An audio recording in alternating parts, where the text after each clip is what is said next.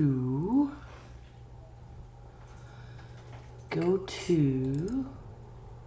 Can you hear me any better now? I can hear you fine. I never had a problem hearing you. Oh, okay.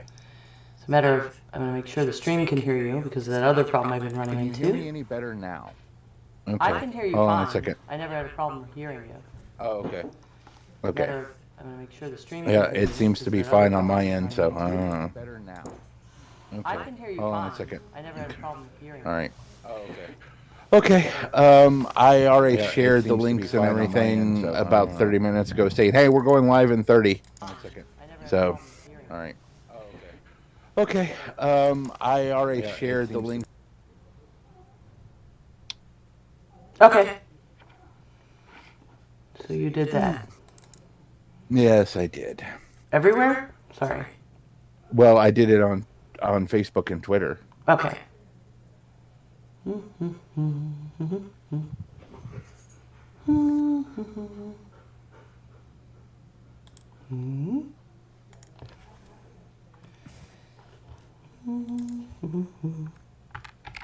Oh, I did an episode. I did not update frack. Let me see if I can do this on the fly. Okay. 41. Mm-hmm.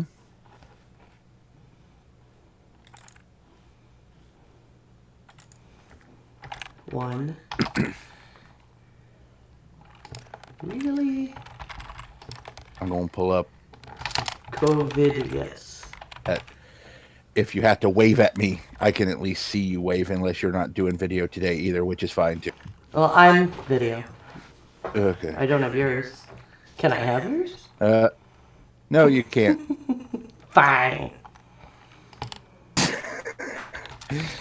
No, you can't until I get a better computer with a better output. Because even trying to pull up, this is just killing my. How about I put a notification to go live? Give them freedom and give us death? Yeah, that's fine because I really didn't have a snappy title. I was just like, really? Well, it's not really the title. The title I just put really protesters or something, and then but people that get a notification we're going live will get the other snappy thing. Oh, I like it. Really COVIDiots. I like that. That works for me. There you go. Okay, so it looks like all that's updated. My name and picture look a little big.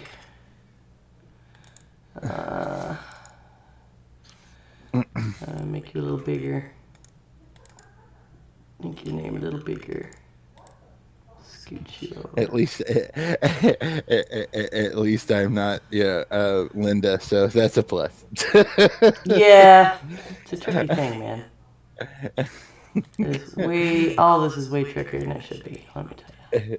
I'm sure she appreciates not being seen as me on Tuesdays like that.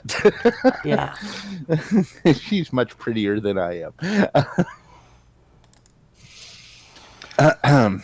All right. I believe we are good. All right. We are live, and everybody can hear everybody, which is a much smoother transition than I've had in months. Yay! I am sorry about the last quote's name, but I really like the quote. So, all right. So, are we ready? I want to look up.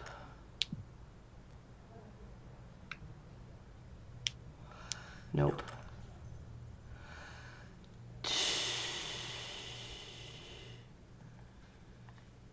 Something about the NC protests. Yeah, I posted something about it. Yeah, Dan Forrest, though, is obviously directly involved from all the photos. Okay. All right. You ready? No, what, yeah, I can wait. I'll have Rob pour me water when he gets home. You can get water. We got 2 minutes before we're supposed to be live. Right, so let me get some water.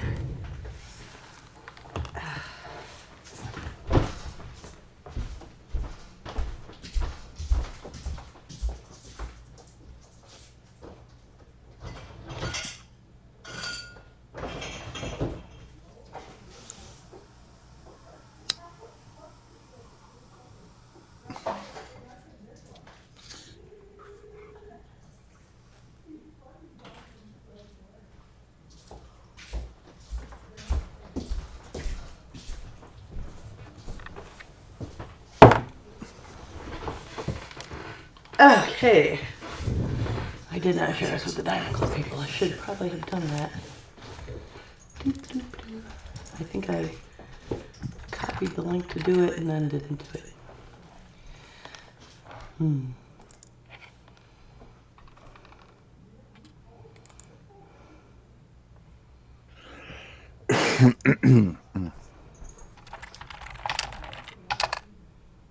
There's nothing, I have to say, there's nothing like trying to hide a cough while I'm working and everything. Because if I cough, it's like, are you okay? It's like, yes, it's I live in the South. It's allergy season. It's okay. Really, it's perfectly fine. Yeah.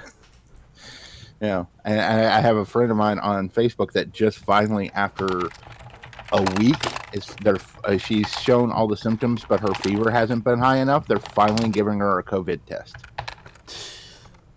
I'm just like, and you really can't blame the doctors because they don't have enough COVID tests. So I'm just like, oh, Jesus. But anyways, we'll get to all of that because I got a lot of anger. Be nice. Well, I'm not. Oh, come on, sure. Sorry, my dog is seriously like starting shit with me right now. All right, are we ready? Yeah. All right. No one can serve two masters. Either you will hate the one and love the other, or you will be devoted to the one and despise the other. You cannot.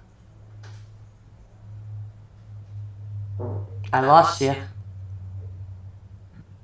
I'm sorry. So we try it again? All right. Yep. I'm sorry, my connection died on me for a second, so we'll try again. All right. All right. No one can serve two masters. Either you hate the one and love the other, or you will be devoted to the one and despise the other. You cannot serve both God and money. Matthew 6:24. As selfishness and complaint pervert the mind, so love with its joy clears and sharpens the vision. Helen Keller. Jesus replied, love the Lord your God with all of your heart and with all of your soul and with all of your mind. This is the first and greatest commandment. And the second is like this, love your neighbor as yourself. As the law and the prophets hang on these two commandments. Matthew 22:37 through 40. Intensely selfish people are always very decided as to what they wish. They do not waste their energies in considering the good of others. Uida Wanda, Countess von Salas. Let's talk about COVID-19. Welcome to Heresy and Hearsay, a podcast to reclaim faith in the context of political discussion. I'm Reverend Barney, and you can follow me on Twitter at SethRothII. You can follow the show on YouTube, Facebook, Twitter, and any podcast catcher. Just look for Heresy and Hearsay. Please like, share, subscribe, and follow us. Also give us a review, as that helps others find us. And as always, to help me today, the mistress of face mask making herself, Ember. Hello there. I'm September, and not a master. I'm very slow at it. But you can follow me on Twitch and Twitter at 9of12. That's NINEOF12. And hear me on the Geek Grills podcast. Heresy and Hearsay has a Patreon site. You can find us at patreon.com/Heresy and Hearsay. Please visit there today and help support us. Just $2 a month can go a long way to help us keep making this humble show. You can also contribute to us with bits in Twitch or subscribe for free if you have Amazon Prime. So, I took a week off from the news because I was drinking ranch dressing straight out of the bottle. Not quite that bad, but I was having some depression, and I was like, you know what? I'm going to step away from the news. I'm going to step away from stuff, and I'm going to relax, try to calm down and everything else. I'm not going to watch the talking heads. I'm not going to watch, the Orange and Chief. I'm going to just relax. I'm not going to listen to what he says. I'm not going to listen to the night show hosts, anything like that. I said, okay, Sunday comes around. I'm like, you know what? I need to catch up with the news so that I can do the show this week. And I'm like, I look at the news and I'm like, I go away for a week and all the Karens take over. What September? You're supposed to keep these people from doing this stuff. What happened? Oh man, it's so ridiculous. Although it's funny, you keep saying that about the Karens. And I don't know if you watched the Holderness family videos, but I highly recommend them. But there's one they did where he basically got in drag and was being the Karen. It's like, and it's all about how Karen was right. She said you shouldn't high five, and she was right. Oh, you shouldn't touch people. The only in old school D&D, one of the things they always suggest is you carry a 10-foot pole to test things, because back in the first and second edition there were these things called save and die traps, and so you poke something with a 10-foot stick and that would make sure you didn't die. That's basically what we should be doing now, is just poke people with a 10-foot stick. That way we're not. I don't understand these protests. I looked at the numbers today, and we're at 813,000 confirmed cases.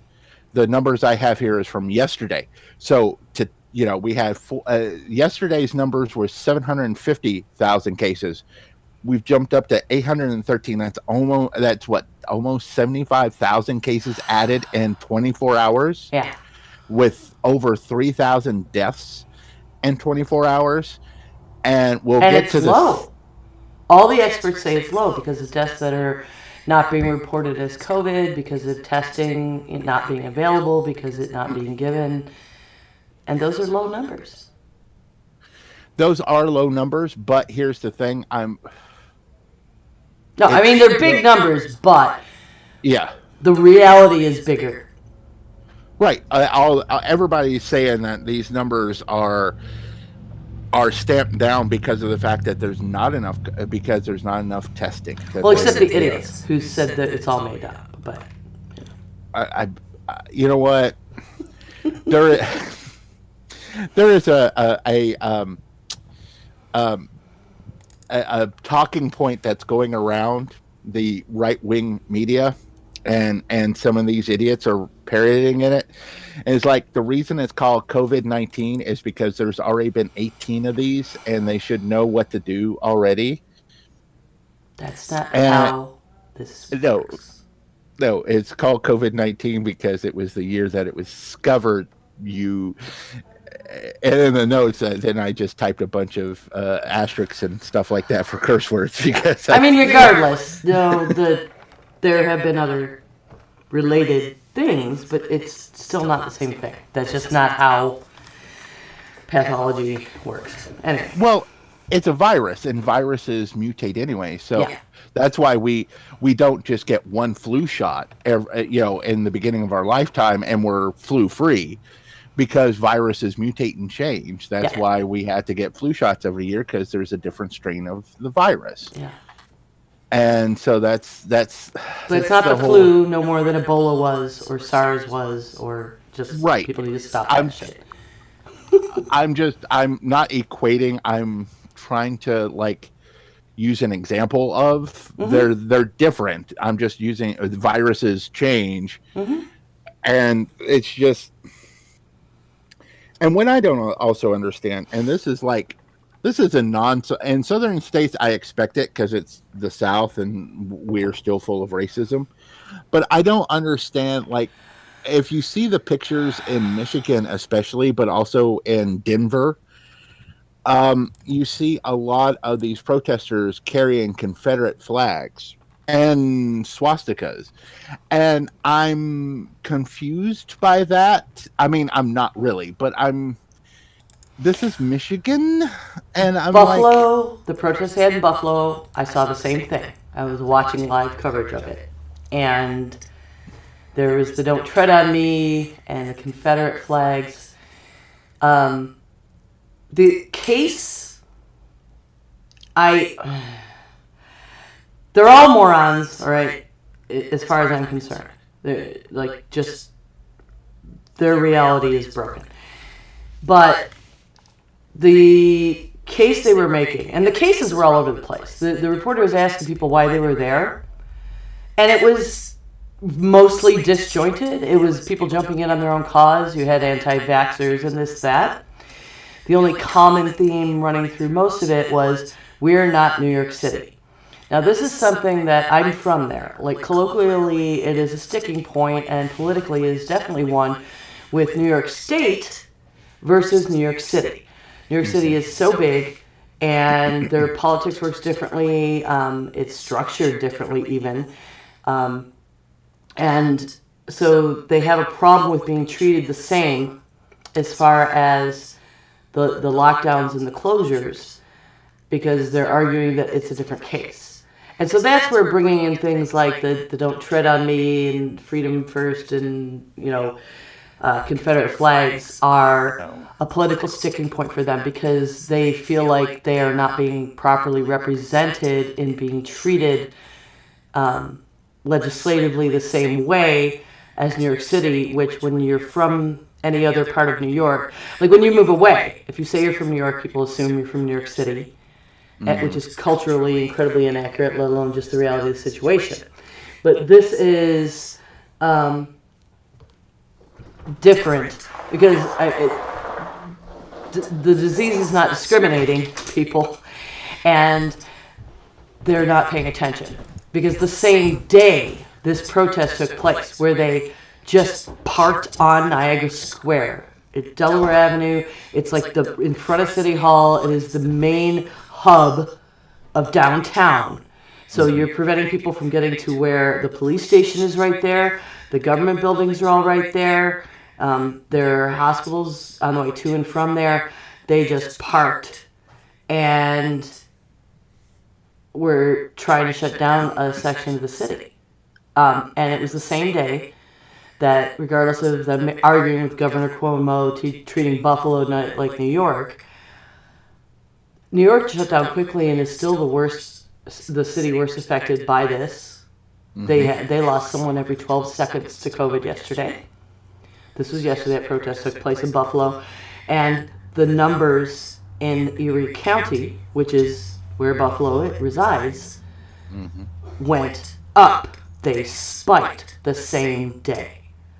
So this is not a look at us differently, we can't treat it the same way. This is like science. People look at the curve. You're spiking.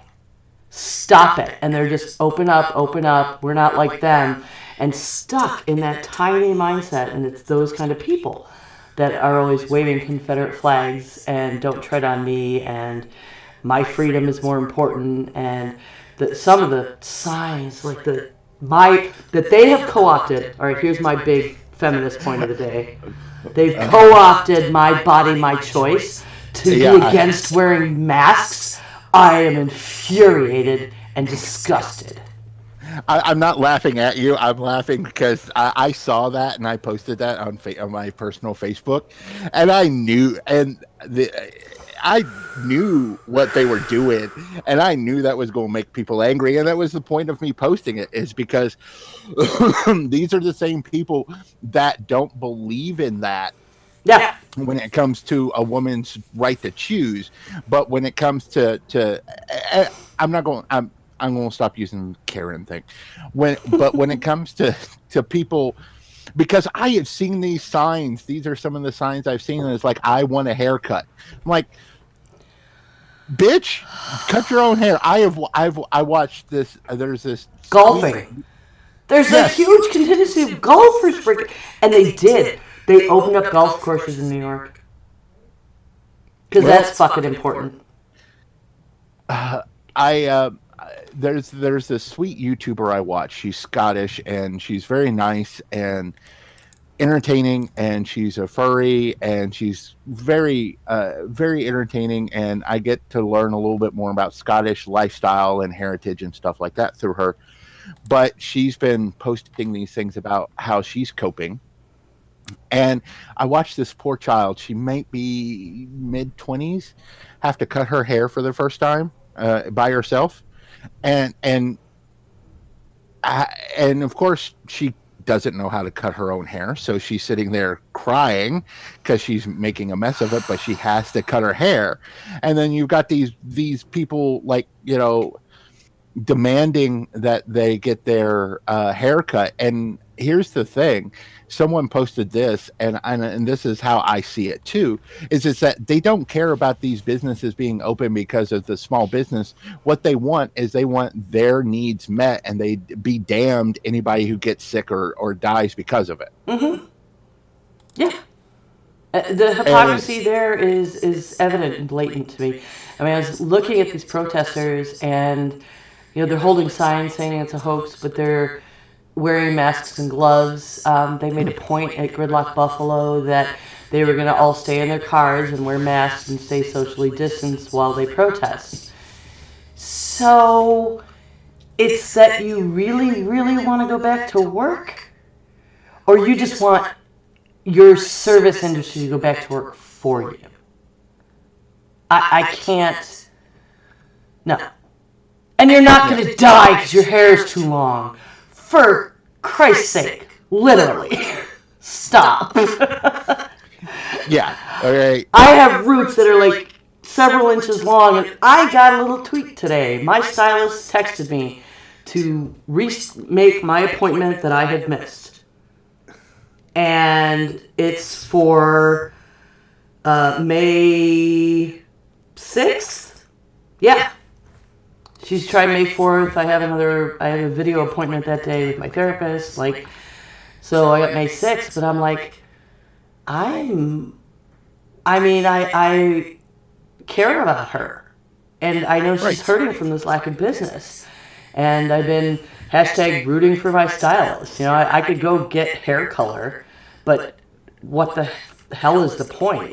It's not that big a deal. My vanity is not worth risking other people's lives, and it never will be. I can shave my head first. But I was, I went ahead and made the appointment because if they don't extend the restrictions, she'll have to open. Yeah. She needs to make a living, and once they lift the restrictions, there's no fiscal recourse for businesses that are made to close. They can't apply for any of the grants or assistance or, unemployment if they have employees, and she's a private contractor, and they have some things for those people, but... Well, not that matters right now, because that fund is running dry already. Well, there's different ones, but... Yeah, but... The small business loan one, yeah, Yeah, it ran dry, and come to find out, a lot of chain companies, like Ruth Chris and several others like that, went hard into that fund and basically drained it dry, instead of the actual legitimate small businesses. Well, and it's a failure of the system. I think I could easily see how that happened, because those are big chains and big corporations like that have an on-staff accountants and attorneys, right? Mm-hmm. And they just can jump in and dive into all that paperwork, where a legitimately small business, they were waiting for things. I'm technically a small business with podcasting and my jewelry sales and whatever, and I've got Square, which any of you out there who patronize small businesses, a lot of them are using Square. Mm-hmm. So places like that who handle their financial transactions are like, okay, and they send out an email saying, okay, we're figuring out where all the paperwork is, exactly how you need to apply. We're going to help you walk through it as soon as, we get all this in place. So they're still putting those systems in place to walk people through it who are not experts like this, who can't afford the high-priced lawyers and accountants. Meanwhile, the big corporations just put their person on it and sucked up all the money. Shout out to Shake Shack. Did we set up Carrot and Stick? I did Carrot and Stick. Okay, it's not there, so I'm going to add one here, Carrot to Shake Shack, because they got $10 million of that money, and they sent it back. Yeah. To try and get it to legitimate small businesses, because, they frankly would have just expanded their franchise with it. So good on them. And I wish more would do that. Ruth Chris can die in a fire. I've never even been to a Ruth Chris, so I wouldn't. I was once. I was gifted a gift certificate, and I had to send her my meal back because of the bad butchering on the lamb. There was like a shattered bone in my loin chop. I'm like, really in a steakhouse at this price? Yeah, because they aren't cheap. I know that much. No, very expensive. Yeah, I would much rather, at that point, I'd much rather go to like a Brazilian steakhouse, which is my mecca to begin with. I know this is off topic, but yeah, it's like, yeah, because they seem sad when you say you don't want any more of their food. And I'm like, oh. So anyway. Well, it's who's getting protected, who got the loans. A lot of that is system failures. Well, here, I'm a wrestling fan, as you may know. And as a wrestling fan, I am thoroughly disgusted with the WWE right now. Yeah. You've probably heard this story. Tuesday or Wednesday of last week, they let like almost 20 of their on-screen talent and furloughed hundreds of others. They have $5 million in basically funds that could keep them afloat. Come out later, they would actually are going to be making record profits. They have now been by the state of Florida. Florida initially stated that they were not going to be essential businesses. Then suddenly, Linda McMahon, who is the head, or was at one time, I think she still is one of the few, head of small businesses, her super PAC donated $18.5 million to the state of Florida, and suddenly the WWE is now considered essential business. So they can now film live programming again instead of trying to like rush and get a bunch of tape. Like I said, they're going to be raking record profits even if they do not have a single live event because of the TV deals that they have set up. Okay. And now Vince McMahon is on the committee to try to reopen America because he's friends with Donald Trump. And I'm thoroughly at this point, I'm thoroughly disgusted. Oh, the whole list. There was a huge list of people on that committee that were from a lot of different sports and stuff. And Trump, seriously, like, I'm sick of watching old games. We need our sports back. I'm sick of drinking ranch dressing out of the bottle, but you know what? I'm just like, come on, really? My depression can only take so much, but here I am still doing this because I don't want other people to die. Oh, Jesus Christ. Yeah. And it's hard. Because I don't understand because, and I posed this question, to my Facebook, and I'm curious if, I heard that and I hadn't had a chance to check that there was like some people in England thought that the cell towers were causing the COVID and whatever, and burned down a couple of cell towers. I don't know how true that is. No, but I'm just like, it's England, and we're not far from that tree. But for the most part, what other industrialized or even unindustrialized country is reacting like 2-year-olds that's being teased with ice cream and pitching a fit? Because I can't think of anybody else that is like freaking the fuck out about this like we are.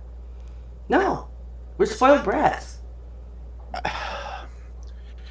And the problem is that, and we discussed this on our last show about how other countries basically already had the social safety net set in to where they could just easily infuse the system with extra cash or whatever the case may be, so that the system would continue to work even if workers weren't working. And the problem is our country doesn't have that. Mm-hmm.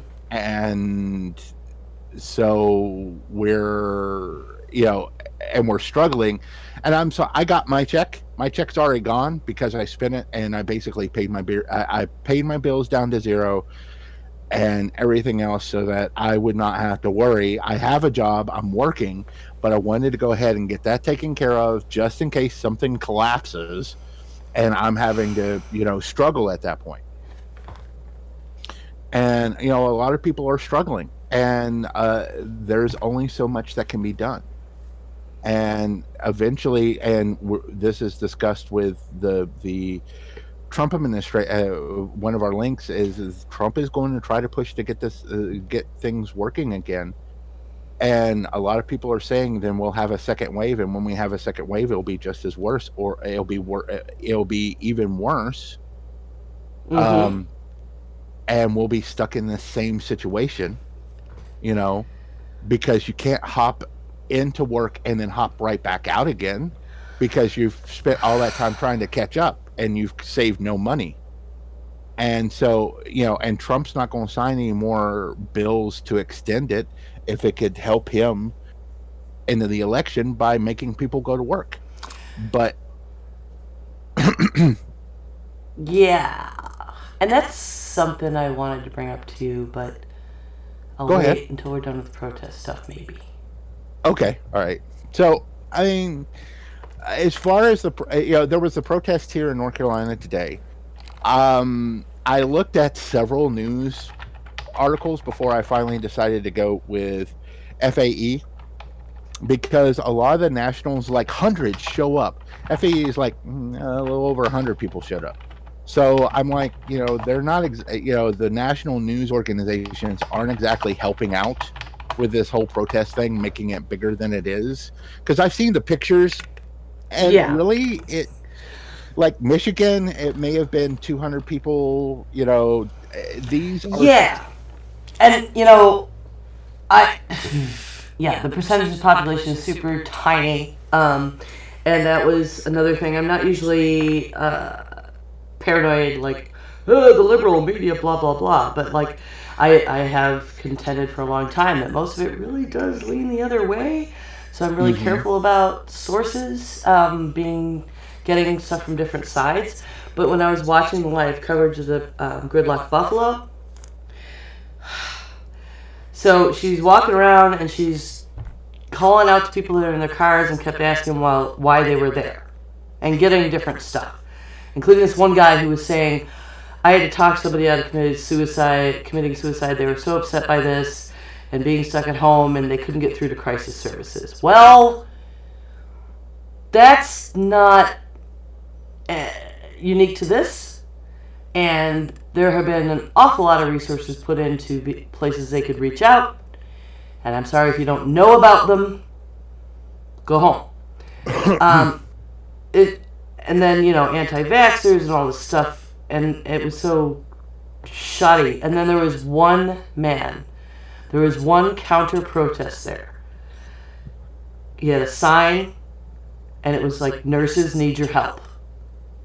Please stop. And he had PPE on, and he was staying away from anybody. I mean, there weren't a lot of people walking around, just reporters, really. And she didn't ask him why he was there. She kept walking around the circle yelling to these idiots. Well, and here's the thing: is that one of the links that I posted for the Buffalo protest, what they actually spoke to, there was more than one person, because there was another nurse or whatever there. I think it's the WKBW News. Mm-hmm. They spoke to her, and she was like, look, yeah, we may not be New York City, but if we don't flatten the curve, we will be just as bad statistically as New York. Yeah, and that's what I had said in the chat during their live broadcast. They're like, we're not New York. You're gonna be, if you keep it up. You're gonna be in their situation. Yeah. Like I said, the virus is not discriminating on borders. Like, yeah, our population isn't as dense. Depends which definition of dense. If you're going to insist on being close to each other, the same the other density becomes relevant again. Yeah. My sister works in Western New York, and I am trying to encourage her to report her employer to the health department.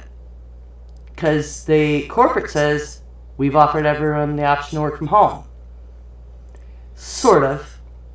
Favorites got sent home with laptops. She has to come in. Not only that, she's working, she had her own office, they've moved her out into a central area so they can clean it better, but they're all a couple feet from each other, and insisting that social distancing doesn't apply within the workplace. It's an insurance agency. They're not like where they have to serve the public, so they're saying those things don't apply. Meanwhile, people working from home, stuff that would normally be electronically passed around the office in their process is being taken out to people's houses with their families, with whoever, wherever, and brought back in and handed to them to process. Instead of being done electronically, which is normally done. Yeah. Or the paper at least being handed from person to person within the office when it has to be something paper. So their measures have actually effectively just made it worse for a number of people.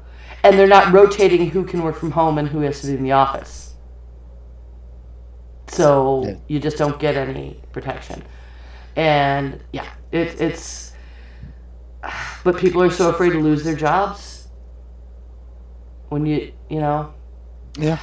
No, I get it, especially unemployment has spiked so badly at this point because a lot of service workers have lost their jobs and stuff like that, and it's gotten bad, and it's one of those situations. I mean, don't get me wrong, as a human being who enjoys an occasional service, I do enjoy the occasional service of going out and having a meal at a restaurant or whatever the case may be.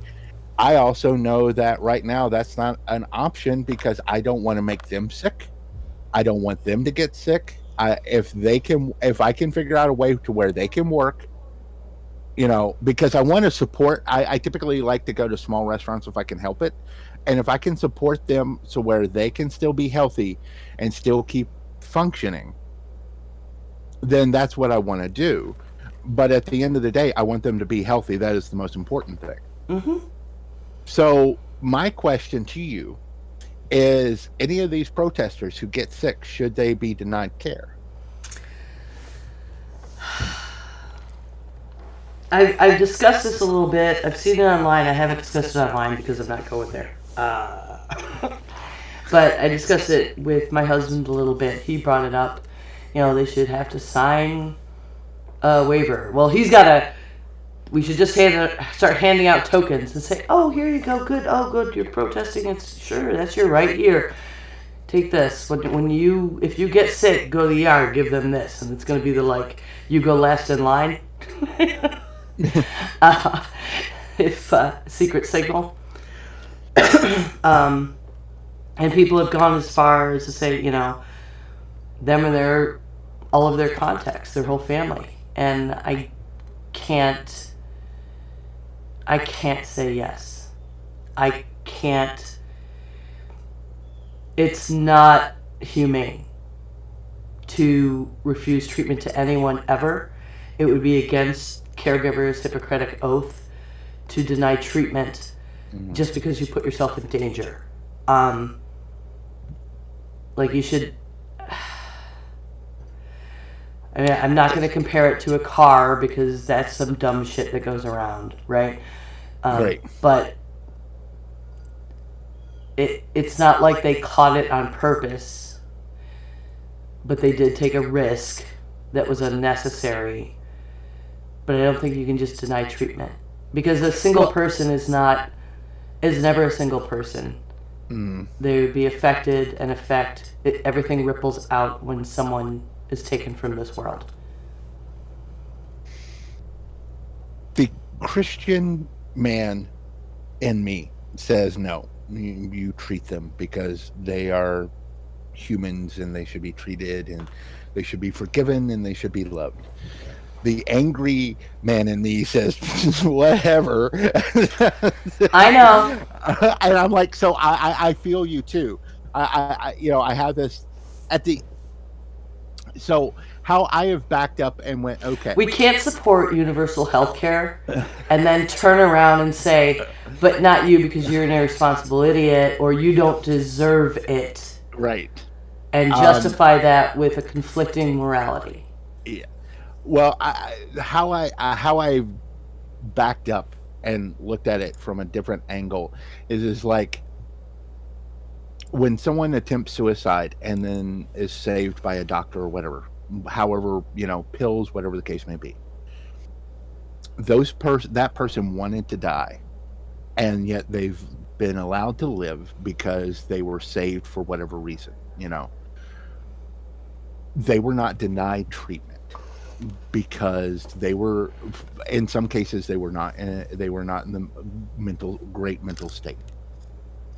But whatever the case, they wanted to die at that moment, and they were not denied treatment.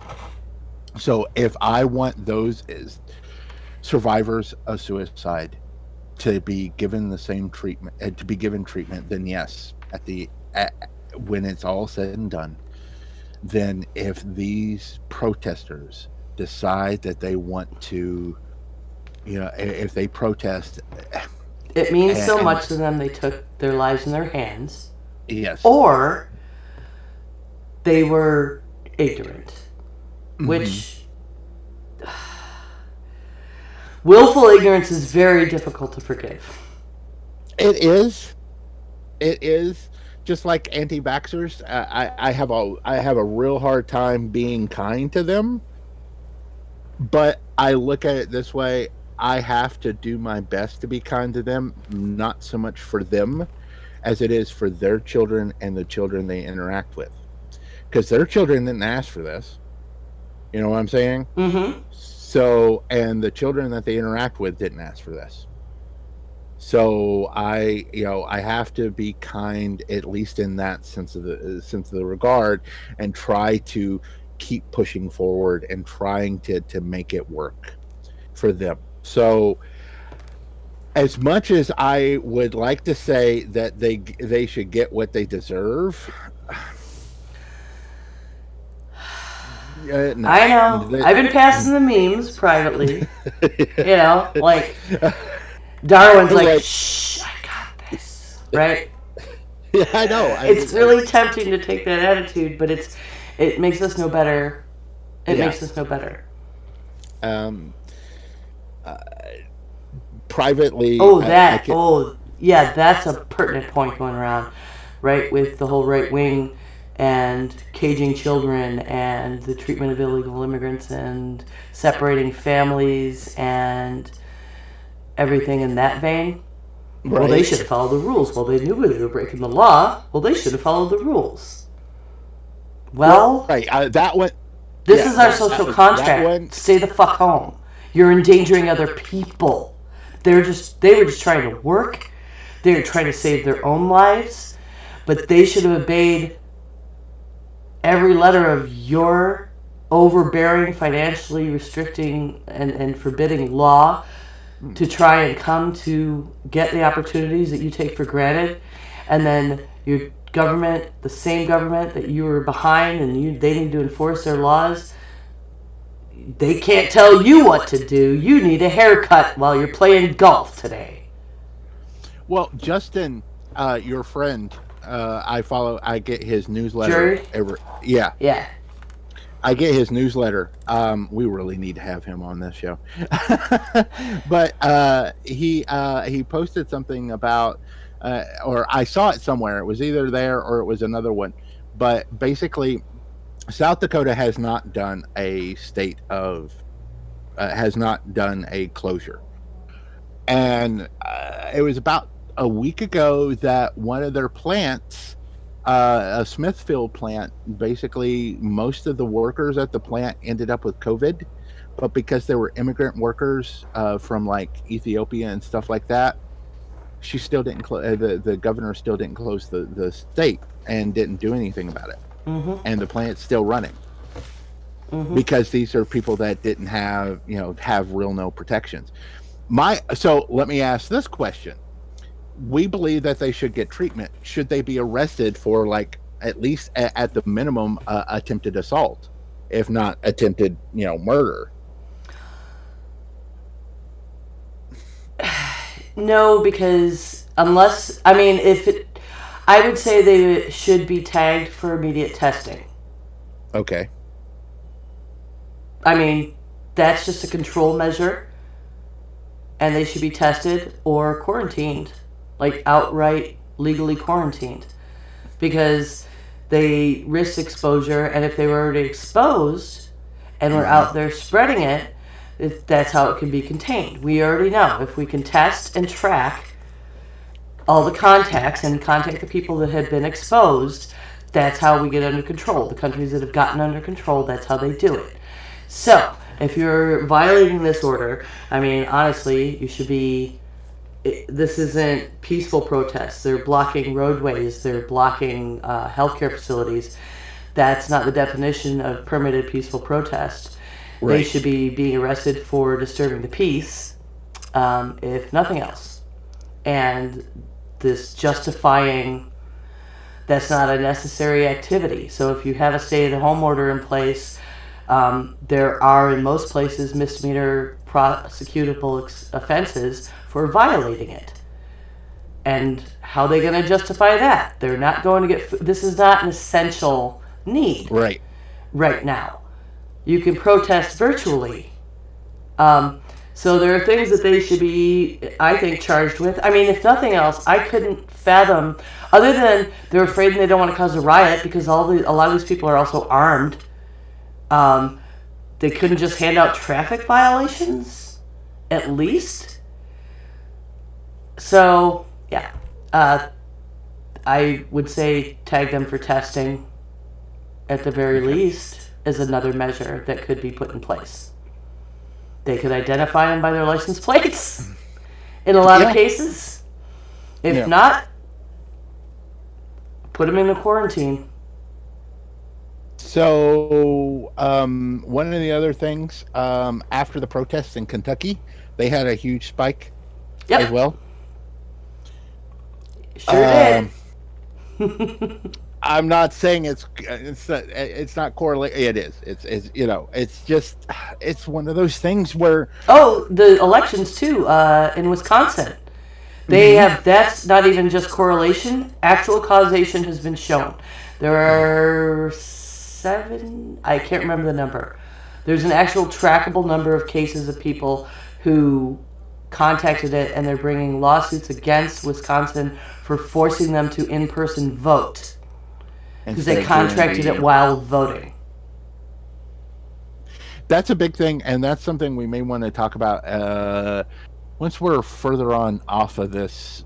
Once we've gotten over this, that is something we may want to talk about, is our voting system and this voting from mail-in ballots and stuff like that. Yeah. I mean, there's a lot of things that have to be done. People are asking, why are the Democrats bothering with this right now? It's like, well, because of how long it takes to do such things, and there's a lot of details about how our system works that would need to be amended. I think... All right, the North Carolina protests in Raleigh today, again, a very small representative number of people, very obviously organized by certain groups. You can see, like, half the people in the pictures I've seen are wearing Dan Forest t-shirts. Yep. Yeah. No, I understand. Yep. That doesn't show a whole lot of foresight. If we don't start now and get these systems reformed, if we just open everything back up and then we have another spike, and they have to cancel the elections because they cannot be held, there are a few ways this could go. Now, if you want to do another show about this, we can go ahead and do that next week, because I have plenty to say, or I can give you a little rundown right now of my thinking on this. Yeah, at the time we're at right now, let's because there's a couple other a couple other things I want to Okay. cover. So we'll do that next week. We'll talk about the what the election could look like if we're stuck in this in November. Okay. Okay, so we can work on that. So let's see here. Couple of things. One of the things I saw, because like I said, I did a deep dive on Sunday and regretted every moment of it. There was Easter Sunday. There was a lot of people that were going to church because okay, and there was a reporter with a 6 foot microphone asking people as they were driving out, "Why did you go to church?" and stuff like that. And they were like, and this one lady, this was the one that really just hit me. Was she said, um, I'm covered by the blood of Christ. I'm protected, and everything else. Um, I'm covered by the blood of Christ. I won't get sick. And here's the thing. Um, I'm going to read this Matthew 7 and 4:7. Jesus said to him, "Again, it is written, you shall not put the Lord your God to the test." We're not supposed to test God. That's why a lot of people talk about the snake handlers. And one of the things is they're testing God because they're not supposed to get struck by a snake. If you get struck by a snake, your faith is not good enough because God allowed the snake to strike you. No, you're handling an angry snake, and God doesn't like to be tested, and these are angry snakes. you know, I'm just saying, and there's a lot in the Bible. Do not test the Lord. Isaiah, uh, I will not ask. I will not put the Lord to the test. That's Isaiah 7:12. God does not like to be tested. That's not, he will protect you, but you're not. It's like me standing out in the middle of a hurricane, with a lightning rod and saying God will protect me. If I get struck by lightning, it's not because God didn't protect me. It's because I was an idiot. And that's the thing. The other thing that I wanted to, as far as biblical stuff is concerned, because these people are testing God. Those people who are saying that they're evangelical Christians and all of this kind of stuff. There's two other points. One is that really a lot of these people are, because I was flipping through, reading through Matthew and everything, and they talked about, and Jesus talked about the false prophet, and you will know the false prophet by his fruit. And all you have to do is look at all of these evangelicals and them following Trump and seeing Trump, as their prophet or whatever, when you just have to look at what he has sown in just the last 3 years or 4 years since he's been president, and even well before that, of all the deceit and lies and hate and violence that he has sown. That is not the fruit of a godly man. That is not the fruit of a peaceful man. That is a fruit of a false prophet. So as the evangelical side of me or the Christian side of me, I'm just like, guys, can't you see this? Hello. And finally, the last one that I wanted to hit on really fast was about Lazarus versus the rich man, because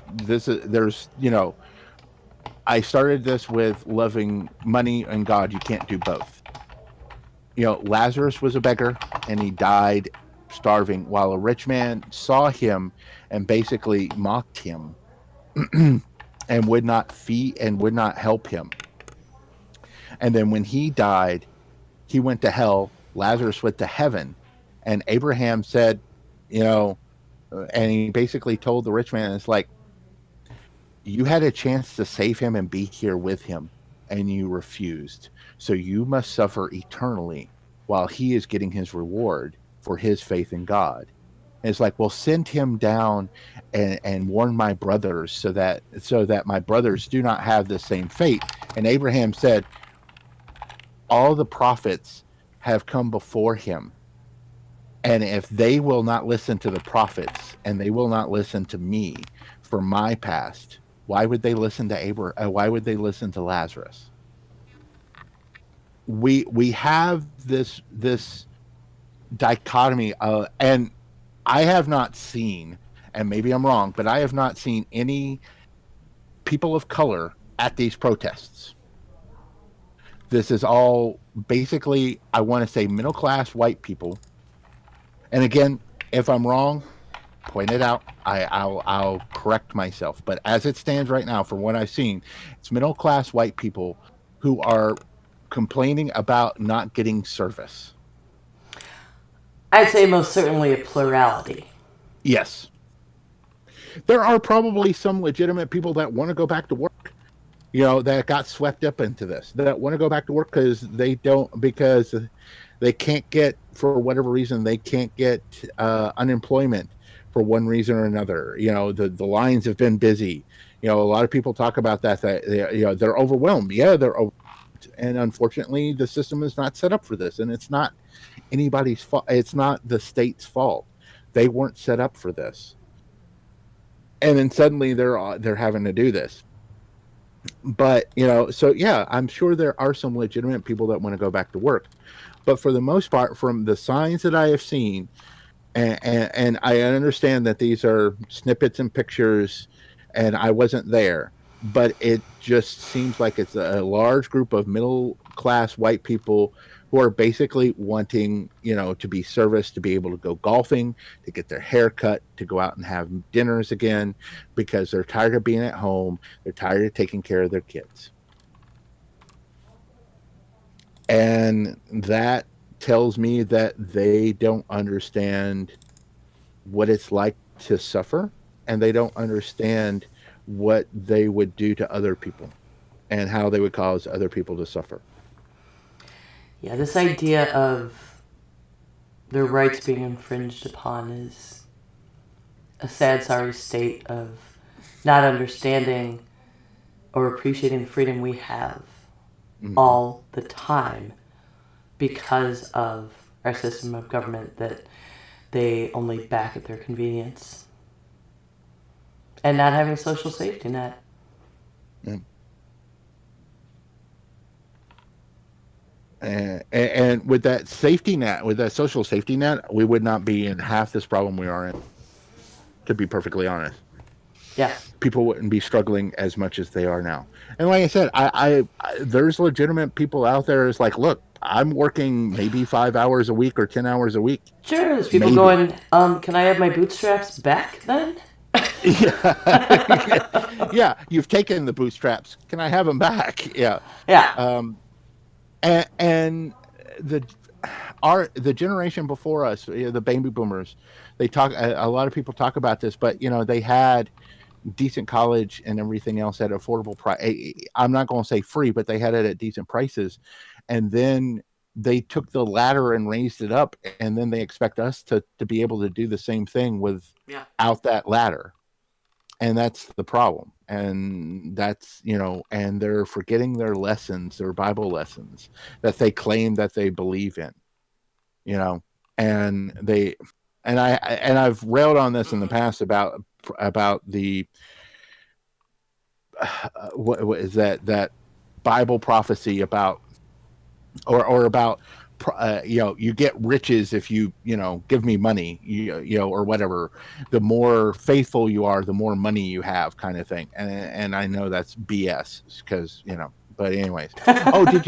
Did you hear about, speaking of, real quick, before we go to our carrot and stick or anything else you want to discuss, I apologize. Did you hear about Jim Bakker? No. Okay, so for those in the South, especially in North Carolina, they know who Jim Bakker is. Jim Bakker is basically the company. The credit card companies are no longer allowing him to take donations through credit cards. He has to have checks mailed to him. Because they basically felt that he's a danger and a fraud. and so he's about to go under again because of that. That's something that's came out. At least that's what he's saying. Yeah. But yeah, it's just like I'm like, why is he still? Why did people believe him the second time? The first time, all right, fine, fool me once, shame on you. But really, they let him back on TV, and you guys let him do this again. Jesus. Yeah. All right. So, is there anything else you want to touch on? No, not right now. Okay. Carrot and stick. We have probably several. I have one carrot and stick that I'm going to do. It's going around on Twitter, but there's basically a set of nurses in Denver standing during the red lights, blocking traffic, letting them know exactly what's going on, that there are these nurses stopping the COVID virus. And this particular video shows, him getting this nurse getting honked at, and this woman reaching out, throwing out a sign, land of the free, and yelling at him about how she has a right to for her rights, and all this kind of stuff, and he's just standing there, not saying a word, just trying to remind them that, there are people dying, and they're demanding, the state open up.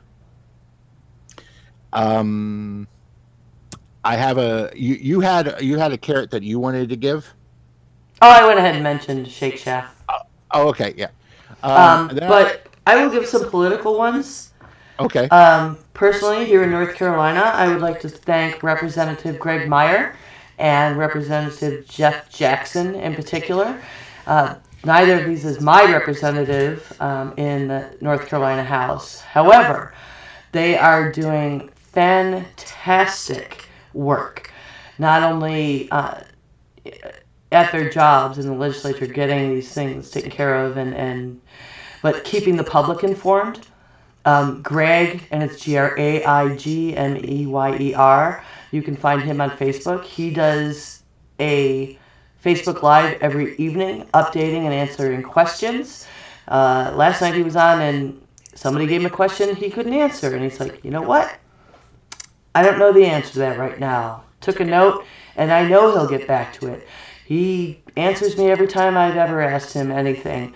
You can also sign up for a daily email from him with inside updates on COVID-19, what the state is doing, all the information that they have.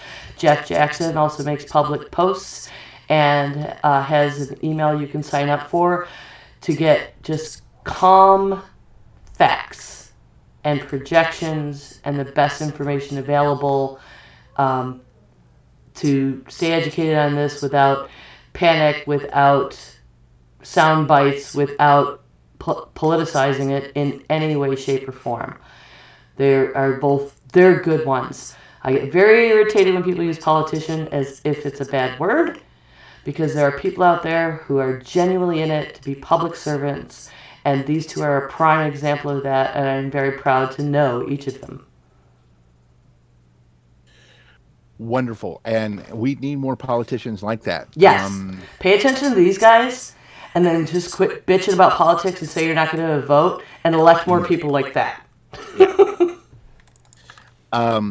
I'm giving a super golden carrot to all the fast food workers, all the grocery store workers, the corner market workers, the bodega workers, all of those people that help us live day to day to buy food and stuff, the people that work in the warehouses, the people that deliver our mail, FedEx, postal workers, UPS, especially postal workers. Now, I sent letters to both my senators, and I got very angry letters. I got letters that made me angry about the post office back from them, and I'm just, anyways, that's another story.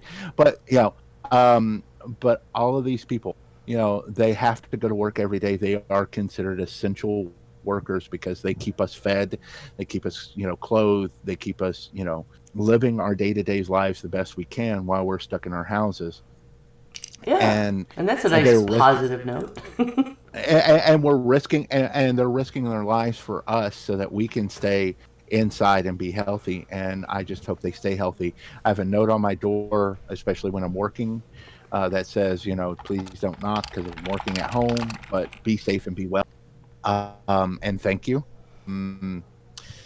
As for our Yes, sticks, absolutely. Thank you. And I would like to add, yes, those of you out there who are stepping up to gig economy, gig service economy, DoorDash, Postmates, Shift, Instacart, helping other people stay at home because you're low risk, investing in your own equipment.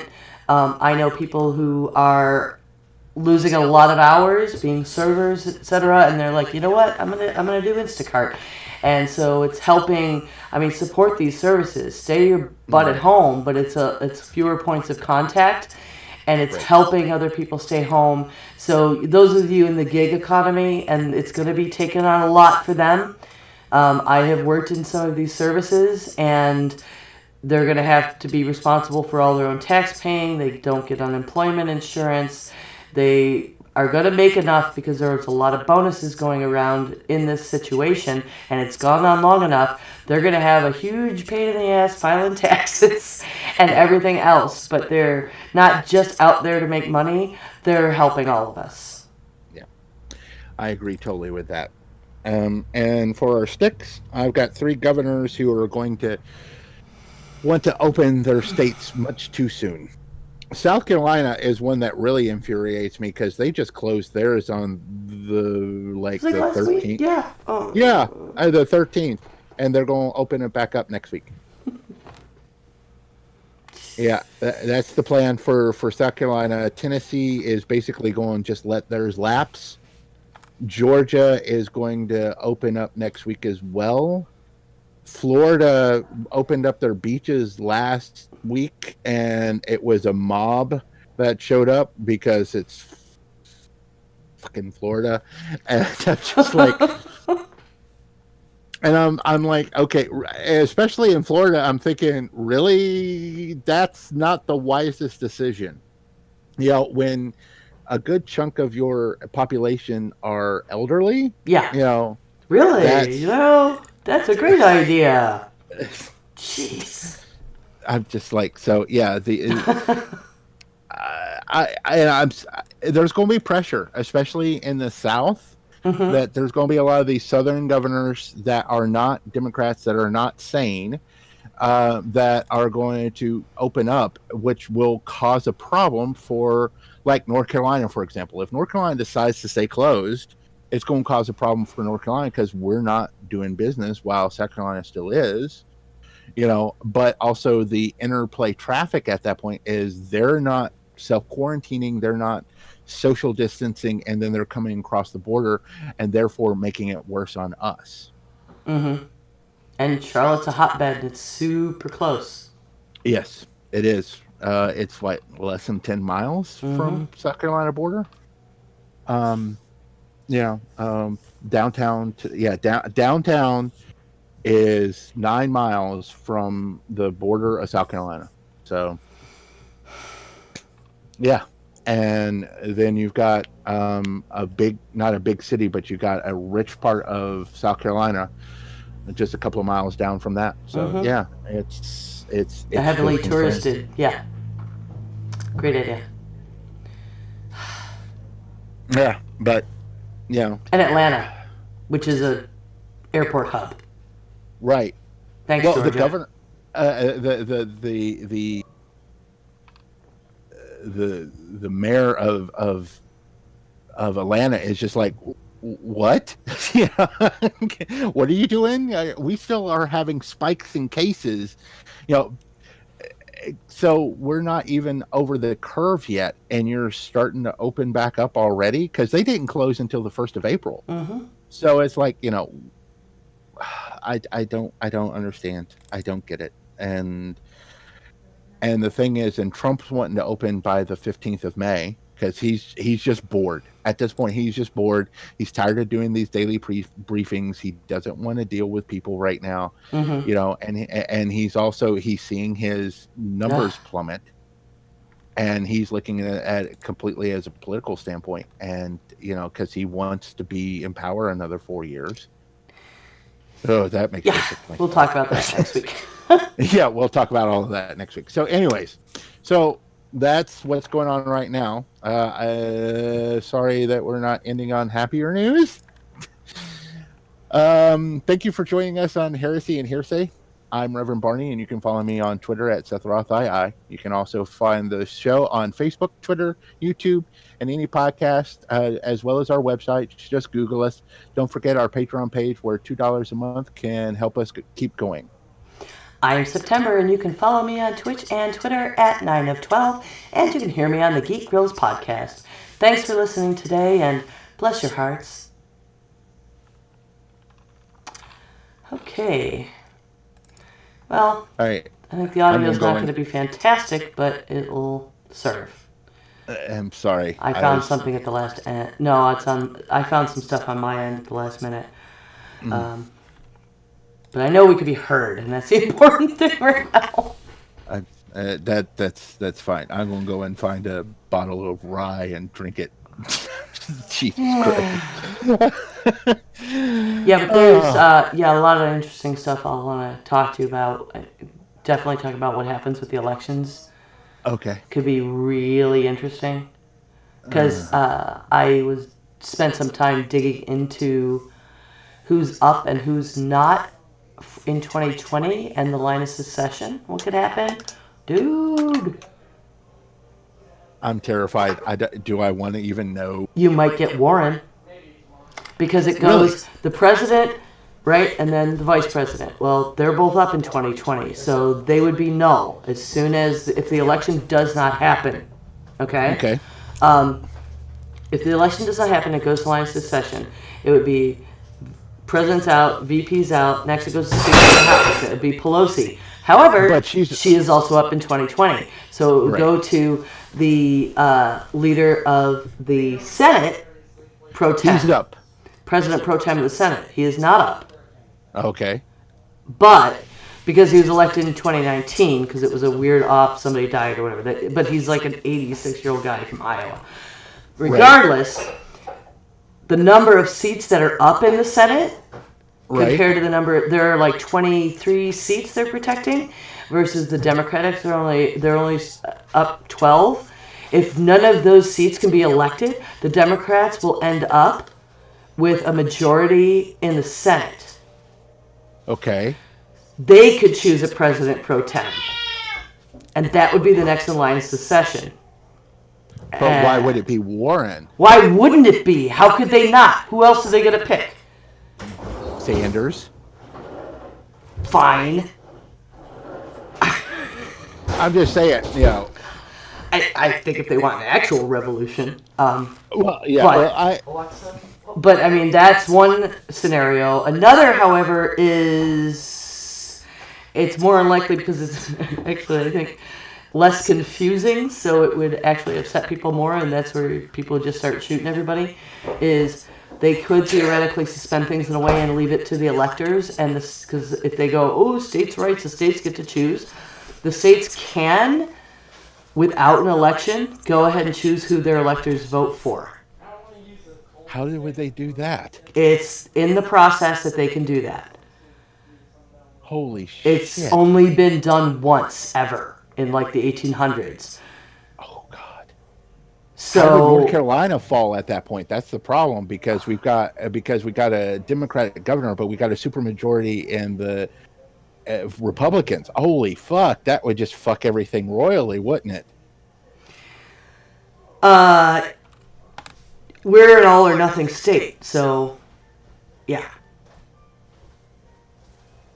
So would it be the governor that decides that, or is it? It would be. I gotta figure that out, but I know it's in there.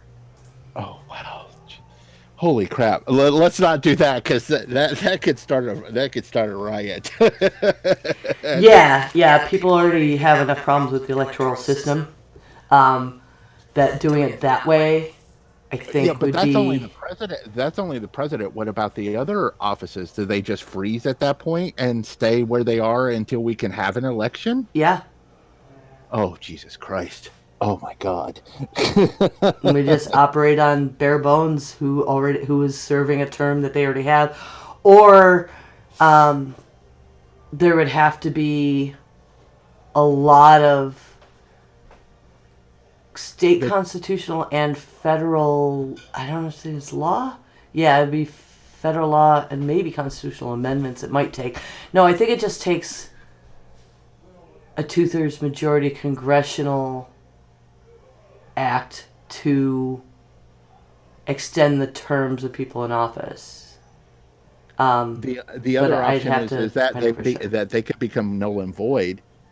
Pardon me, is that they could become those that are in office become null and void, and then the governors who have versus that the governors choose at that point.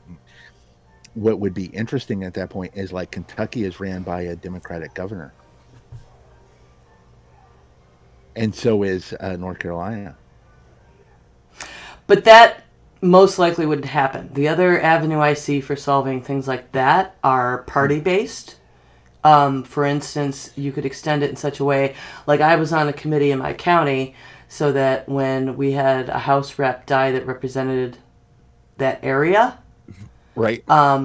there's a party rep from the party that was in power gets to choose the new rep.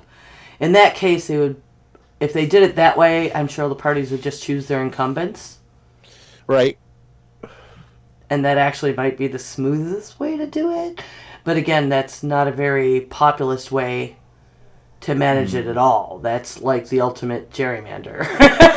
It's just don't have an election and do it that way and let parties do it. No one's going to be having that. There are too many independents. There's too much partisan divide right now to do it that way, even though it might be the smoothest, other than extending terms. If I think extending terms might be smooth if you set some definite dates. But if we lift the restrictions and spike in like September, Right. it's going to be really shaky. And every state handles election things so differently. So anyway, yeah, the line of secession might be, and leaving a bunch of empty seats until we can have an election might be the smoothest way to do it, except for the party that will be losing the majority because they have it and there can't be an election is being very short-sighted if they're trying to prolong this to not have an election.